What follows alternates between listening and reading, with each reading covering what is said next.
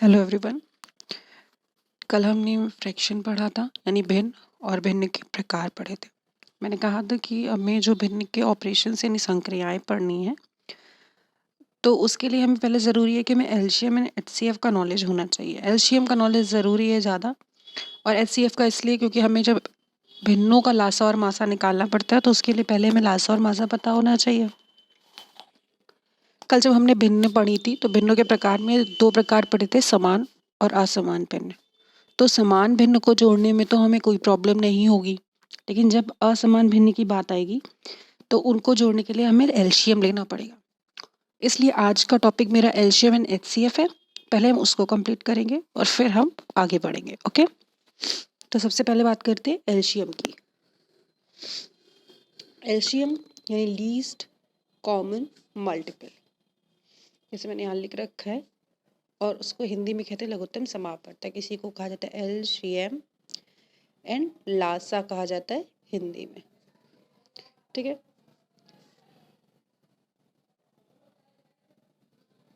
Okay. तो देखिए, जो लासा है उसमें एक वर्ड आता है आपका मल्टीपल। मल्टीपल को हिंदी में कहा जाता है गुणज। ठीक है, गुणज का मतलब होता है कोई भी संख्या आपको जैसे 2 दे रखी है तो 2 का गुणा 1 पे करें, फिर 2 का गुणा 2 पे करें, तो जो भी अंक बढ़ते चले जाते हैं उनको कहा जाता है गुणज। ठीक, तो ये होते हैं मल्टीपल। एक वर्ड जो आपको एचसीएफ में मिलेगा वो होगा फैक्टर। फैक्टर का मतलब होता है गुणनखंड। ठीक है, ये गुणज है जो आगे की तरफ अंक को बढ़ाएंगे, और ये गुणनखंड है। ठीक है, जो हमेशा अंक से बड़े होंगे। जैसे अगर अंक आपने लिया 24, तो इसके गुणनखंड वो होंगे जो इसको पूरी पूरी तरह डिवाइड कर दे। डिविजिबिलिटी पढ़ी थी हमने, उसी से देखेगा। ठीक है, जैसे 2 से डिवाइड हो जाएगा ये। फिर देखिए 4 और 2 6 होता है, यानी 3 से भी डिवाइड हो जाएगा। फिर देखिए दोनों अंक 4 से डिवाइड हो रहे हैं तो 4 से भी हो जाएगा। 5 से नहीं होगा और फिर 6 से भी हो जाएगा। 7 से नहीं होगा, 8 से हो जाएगा। ठीक है, 9 से नहीं होगा, 10 से नहीं होगा, 11 से भी नहीं होगा, पर 12 से हो जाएगा, और 12 के बाद ये 24 से हो जाएगा। इसको एक आप पहाड़ी की तरह भी कर सकते हैं, और पहाड़ी की तरह देखेंगे तो दोनों पक्षों के जो गुणनखंड होते हैं उनको जोड़ के हम बता सकते हैं कितने गुणनखंड आ रहे हैं। ठीक है, चलिए गुणनखंड की बात होगी। अब अपने टॉपिक पे वापस आते हैं कि लासा क्या है। देखिए, लासा निकालने की 2 विधियां होती है। एक होती है अभाज्य गुणनखंड विधि, और एक होती है हमारी भाग विधि। अभाज्य गुणनखंड, अभाज्य संख्याएं पढ़ी थी, यानी प्राइम नंबर्स पढ़े थे हमने, है ना, यानी वो नंबर जो 1 से और सेल्फ से डिवाइड होते हैं। ठीक है, उन्हीं को अभाज्य या प्राइम नंबर्स कहा जाता है। तो यहाँ पे यदि हमसे कहा जाए एलसीएम फाइंड करो, और आपको दे दीजिए 2 नंबर या 3 नंबर, मान लीजिए हम 3 नंबर लेके चलते हैं, 16, 18, 48, इनका एलसीएम फाइंड करना है अभाज्य गुणनखंड विधि। विधि आप कोई भी लगा सकते हैं जो हमें एलसीएम निकालना होता है, बट अगर आप मोस्ट प्रोबेबली देखेंगे तो लोग भाग विधि का प्रयोग ज़्यादा करते हैं क्योंकि वो ज़्यादा आसान लगती है। पहले अभाज्य गुणनखंड विधि देखते हैं हम यहाँ पे। तो 16 को क्या लिख सकते हो, 16 को लिख सकते हो 2 गुणे 8 लिख सकते हो ना, बट यहाँ पे 8 क्या है, प्राइम नहीं है। तो अब हम फिर से गुणा करेंगे, यानी 2 गुणे 2 गुणे 2 गुणे 2। ठीक, अब 18, 18 को लिख सकते हो 2 गुणे 9, पर 9 हमारा अभाज्य नहीं है, इसलिए 3 और 3 में तोड़ सकते हो उसको। ऐसे ही है 48, तो हमको पता है 12 चौके 48, तो ना 12 अभाज्य है और ना 4। तो 4 को पहले लिख लो, 2 गुणे 2 लिखोगे, फिर 12 को लिख लो, तो 2 गुणे 2 गुणे 3 लिख सकते हो। अच्छा, अब हमें चाहिए क्या, एलसीएम। तो देखिए, एलसीएम की एक छोटी सी परिभाषा मैं बोलती हूँ, आपको समझ में आएगी। हमें वो छोटी से छोटी संख्या निकालनी है जो हर संख्या से पूरी तरह विभाजित हो जाए, करी नहीं, हो जाए। मीन्स एक ऐसा नंबर जो 16 से भी डिवाइड हो रहा हो, 18 से भी डिवाइड हो रहा हो, और 48 से भी डिवाइड हो रहा हो। ठीक, तो हम ज़रा इसको देखते हैं, और इसमें क्या होता है, जिसकी पावर सबसे ज़्यादा, यानी जो सबसे ज़्यादा बार आया है, जैसे 2 है यहाँ पे, ठीक है, ये देखिए 2 है यहाँ पे तो 4 बार आया, और यहाँ पे भी 4 बार आया, यहाँ एक बार आया, तो सबसे ज़्यादा बार कितनी बार आया? 4 बार। तो यहाँ अगर हम एलसीएम लिखने जा रहे हैं तो हम 4 बार 2 लिखेंगे। इसी तरह 3 यहाँ एक भी बार नहीं है, यहाँ 2 बार है और यहाँ 1 बार, तो अब 3 कितने बार लिखेंगे? 2 बार लिखेंगे। ठीक है, इसका ज़रा गुणा करते और देखते क्या आता है। तो 2 दूनी 4, 4 दूनी 8, 8 दूनी 16, 16 ते 48, दिया 144 आपका आंसर आ रहा है। ठीक है ना, तो यानी इनका जो एलसीएम हुआ वो कितना हुआ? 144 हुआ। ये हमने निकाला प्राइम फैक्टराइजेशन मेथड से। तो अब क्या करेंगे? अब आप 16 से इसको डिवाइड करिए, चला जाएगा। 18 से करेंगे तो भी चला जाएगा। 48 से करेंगे तो भी चला जाएगा। तो यानी ये वो छोटी से छोटी संख्या है जो सभी अंकों से डिवाइड हो जाती है। अभी जब आप एचसीएफ पढ़ेंगे तो वहाँ पे हम एक ऐसा छोटे से छोटे बड़े से बड़ा नंबर फाइंड करते हैं जो सबको डिवाइड कर देता है। ठीक है, बस इतना ही अंतर है। ये है अभाज्य गुणनखंड विधि। अब इसी को हम निकालेंगे भाग विधि से। ठीक है, थोड़ा सा जुकाम है मुझे, शायद आवाज़ थोड़ी ब्लर हो रही होगी, तो ऐसा कुछ प्रॉब्लम हो तो ज़रूर बताइएगा। भाग विधि पे आते हैं, फिर से हम वही नंबर लेते हैं 18 और 48। ठीक है, अब अपनाएंगे भाग विधि। देखिए भाग विधि में करते क्या है, अब यहाँ पर हम जो भाग देंगे वो भी अभाज्य संख्याओं से ही देंगे। पहले 2 से, फिर 3 से, फिर 5 से, फिर 7 से, फिर 11 से, फिर 13 से, इस तरह से। ठीक है, तो शुरुआत हमेशा 2 से ही करते हैं। अगर 2 से डिवाइड हो रहा है तो सारे नंबर दिख रहे हैं 2 से डिवाइड हो रहे हैं। 2 अट्ठे 16, 2 नियम 18, 2 दूनी 4 और 2 चौको 8। ठीक, यहाँ हम क्वेश्चन को लिखते हैं और वही क्वेश्चन यहाँ लिखा जाता है जो पूरा पूरा डिवाइड हो रहा हो। ठीक है, अगर रिमाइंडर बच रहा तो हम उसको नहीं लेते, मुझसे डिवाइड नहीं करते, उसको वैसे ही उतार देते हैं। ठीक है, अब फिर से जैसे 2 से करेंगे यहाँ पे, तो 2 4 ज़ा 8। अब 9 यहाँ पे डिवाइड नहीं हो रहा तो 9 को वैसे का वैसे ही लिख दीजिए। फिर 24 को 12, फिर से 2 से करेंगे, 2 2 ज़ा, फिर 9 को वैसे लिखेंगे, 2 6 ज़ा, फिर से 2 से करेंगे, मैं इधर बना रही हूँ टेबल, 2 1 ज़ा, 9 नहीं जाएगा, 2 3 ज़ा। अब हमारा 2 से तो खत्म हो गया, अब 3 से जा रहा है ये, तो 3 1 ज़ा, 3 3 ज़ा और 3 1 ज़ा, फिर से 3 से जाएगा, 1 3 1 ज़ा 3 और 1। तो यानी यहाँ पे 1 1 1 आ गया। अब हमारा इससे ज़्यादा डिविजिबल नहीं हो सकता, तो यानी इन चारों का और इन तीन दोनों का मल्टीप्लाई करके हमें नंबर मिल जाएगा जो तीनों का एलसीएम होगा। तो 2 इंटू 2 इंटू 2 इंटू 3 इंटू 3। देखिए सेम नंबर मिले हैं जो हमको पहले मिले थे। देखिए सेम नंबर मिले हैं ना, यही नंबर मिले थे यहाँ पे भी और यही हमको यहाँ पे मिल रहा है। ठीक, तो यानी इनका एलसीएम निकालना हमने सीख लिया। ठीक, इसका एलसीएम निकालना सीखना इसलिए ज़रूरी था कि जब आपको बहुत सारे हर अलग अलग दिए होते हैं तो उनको जोड़ने के लिए या घटाने के लिए पहले एलसीएम लेना होता है, इसलिए हमको एलसीएम निकालना आना चाहिए। ठीक, आ जाइए, नेक्स्ट टॉपिक था हमारा एचसीएफ या महत्तम समापवर्तक। अब यहाँ पे एक वर्ड यूज हुआ फैक्टर। ठीक है, ये मैंने आपको पीछे डिस्कस किया था। अब देखिए यहाँ लिखा है हाईएस्ट कॉमन, वो था लीस्ट कॉमन। ठीक है, तो वहाँ सबसे छोटी संख्या लेनी थी। अब यहाँ पे क्या लेना है, हमें वो बड़ी से बड़ी संख्या निकालनी है जो दिए हुए सभी अंकों को डिवाइड हो जाए। ठीक है, जैसे एक नंबर हम फाइंड करेंगे और वो सबको डिवाइड कर रहा होगा। ठीक है, जैसे मान लीजिए हमने नंबर लिया 48, 72 एंड 84, है ना। अब इसका हमें निकालना क्या है, HCF, इसको शॉर्ट में HCF कहते हैं या हिंदी में कहते हैं मासा। तो अभी इसमें करना क्या है, इसमें हमें चाहिए क्या, इसमें हमें चाहिए फैक्टर्स चाहिए। क्या चाहिए, फैक्टर्स चाहिए। तो मतलब 48 किसका किसका गुणनखंड होगा, इसका गुणनखंड करेंगे, इसका गुणनखंड करेंगे। ठीक है, निकालने का तरीका इनका भी सेम वही, एक अभाज्य गुणनखंड विधि होती है और एक भाग विधि होती है। ठीक है, तो पहले अभाज्य गुणनखंड विधि से चलते हैं। अभाज्य गुणनखंड विधि चलते हैं एचसीएफ के लिए। ठीक है, नंबर मैंने लिया था 48, 72 एंड 84। ठीक, तो पहले 48 को लिखते हैं। 48 के गुणनखंड आपको पता होंगे, 12 और 12 चौक 48। इसको ऐसे अभाज्य गुणनखंड के फॉर्म में लिखोगे, या इसमें अगर केवल गुणनखंड कहें हम तो भी ज़्यादा बेटर होगा। ठीक है, इसके लिए सिर्फ फैक्टराइजेशन भी कहेंगे आप तो भी चल जाता है काम। ठीक है, क्योंकि इसमें सॉल्व करते हैं तो हमें ज़रूरी नहीं होता कि अभाज्य संख्या ही ले, इसलिए इसमें सिर्फ गुणनखंड विधि भी आप इसको कह सकते हैं। तो इसको लिख सकते हो 12 चौक 48।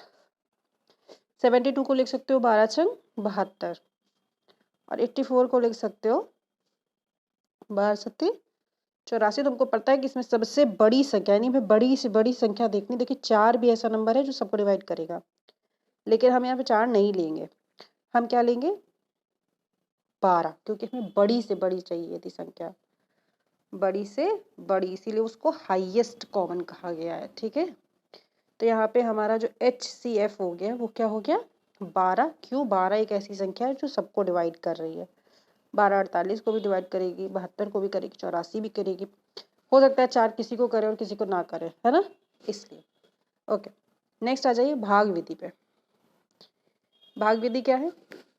अच्छा, भाग विधि से कुछ लोग डरते हैं, इसलिए हैं कि उनको ये लगता है कि पता नहीं सॉल्व होगे कि नहीं, बट बहुत ईजी होता है। एक का शेषफल दूसरे के लिए भाजक बन जाता है। अब देखिए कैसे, जैसे हमने नंबर लिया था 48 72 और 84 लिया था।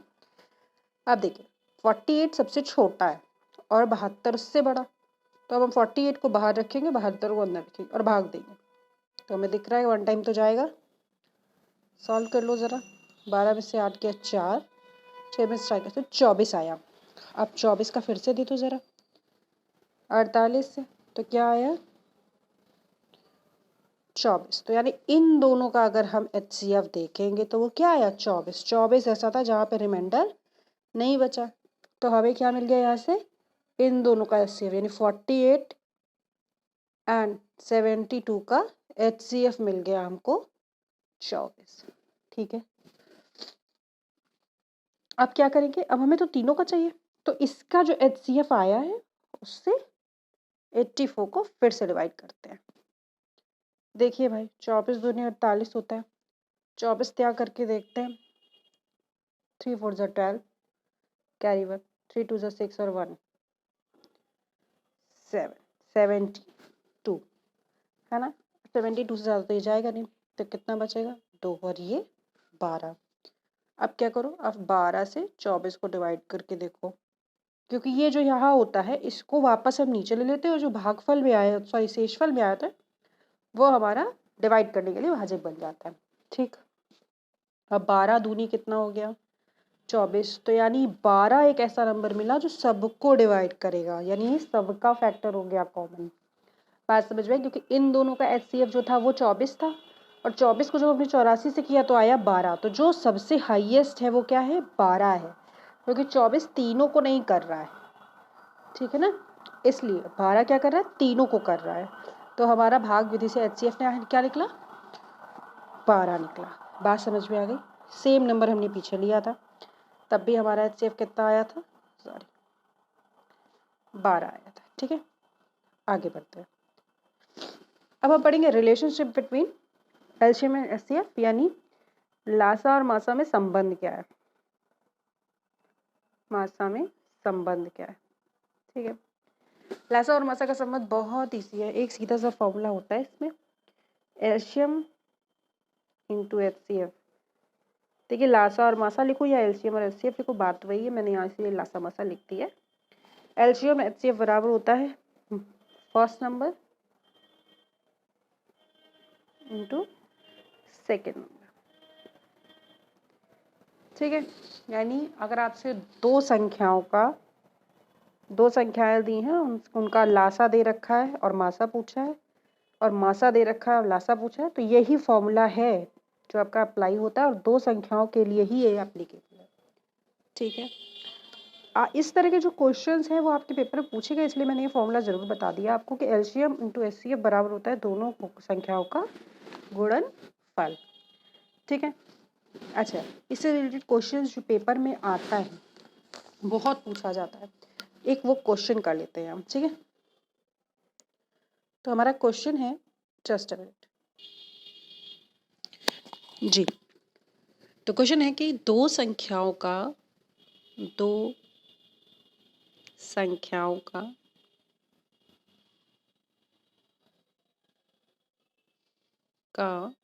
मासा यानी HCF, मैं ब्रैकेट में लिख दे रही हूँ, कंफ्यूजन नहीं होना चाहिए। HCF दे रखा है आपको 28, ठीक है, तथा उनका लासा मतलब एल्शियम,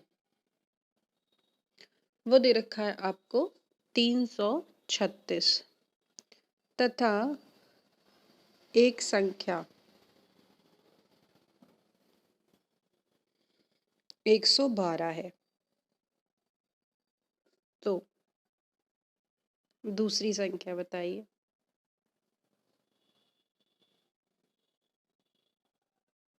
ठीक, ये क्वेश्चन आपके सीटेट 2013 के पेपर में आया था। ठीक है, इसी तरह का एक question 2014 UP TET, 2016 UP TET में आ चुका है। सेम इसी तरह का, सिर्फ डिजिट्स चेंज होते हैं। हर बार इस तरह का एक क्वेश्चन आपके पेपर में एलसीएम एंड एचसीएफ से रिलेट करता हुआ आता है। ठीक है, अच्छा सॉल्व कैसे करेंगे ये देखते हैं। देखिए समझिएगा, क्या दे रखा था, दो संख्याओं का मासा। ठीक है, मासा मीन्स HCF दे रखा है हमको 28। ठीक है, फिर क्या बोल रहा है, उनका लासा यानी एल्शियम दे रखा है 36। तो एल्शियम हो गया 336, सॉरी। ठीक, नेक्स्ट क्या दे रखा है, एक संख्या दे रखी है 112। तो संख्या यानी नंबर दे रखा है, इसको फर्स्ट नंबर कह लीजिए, दे रखा है आपको 112। अब वो सेकेंड नंबर हमसे पूछ रहा है, सेकेंड नंबर क्या होगा, बात समझ में आ रही है। फॉर्मूला हमने क्या पढ़ा था, फॉर्मूले पे चलते हैं। फॉर्मूला पढ़ता है एलसीएम इंटू एचसीएफ बराबर first number into second number. आ जाओ वापस जरा लिख लो, LCM into HCF is equals to first number into second number. ठीक, रख दो वैल्यूज को, 336 इंटू 28 इज इक्वल्स टू, अब फर्स्ट नंबर तो हमको पता है 112, सेकंड नहीं पता है तो सेकंड ही लिखा रहने दो। तो इतना तो पता ही है हमको कि इन दोनों को मल्टीप्लाई करेंगे, इसको इधर ले आके डिवाइड कर देंगे तो हमें सेकंड नंबर मिल जाएगा। चलिए वो भी कर लेते हैं। तो इन दोनों का गुणा करेंगे तो गुणा करने पे आएगा, एक्चुअली गुणा करने से अच्छा ये है कि हम इसको सॉल्व ही कर ले सही से। नंबर हो गया 336 इंटू 28, इधर था 112 गुणे सेकेंड नंबर, तो ये 112 को अपॉन में ले आओ तो हो जाएगा 336 इंटू 28 अपॉन 112। देखो सब हमको 2 के मल्टीपल दिख रहा है, तो हम 2 से कट करने की कोशिश करते हैं, क्वेश्चन आसान हो जाएगा। तो 2 5 ज़ा 10 और 2 6 ज़ा 12, इसको काट लो ज़रा, 2 1 ज़ा 2, 2 6 ज़ा 12, 2 8। ठीक है, फिर से 2 से कट जाएगा, देखो 28 1 ज़ा 28, 2 ज़ा। ठीक है, आप 2 से इसको काट दो, 2 8 ज़ा 16, 2 4 ज़ा। देखो जब हम कट कर लेते हैं ना तो हमारा क्वेश्चन आसान हो जाता है। हमारा नंबर आ गया 84। बात समझ में आ गई। बस इससे ज़्यादा टफ क्वेश्चन आपका एलसीएम एंड एचसीएफ से नहीं पूछा जाता है, और मोस्ट प्रोबेबली इतने ही टफ क्वेश्चन आपसे पूछे जाएंगे। इसके अलावा अंश और सॉरी भिन्नों का लासा और मासा पूछा जाता है, वो हम नेक्स्ट वीडियो में जब भिन्नों की संक्रियाएं डिस्कस करेंगे तो वहाँ पे हम डिस्कस करेंगे। होप आपको ये वीडियो पसंद आया होगा। Thanks for watching.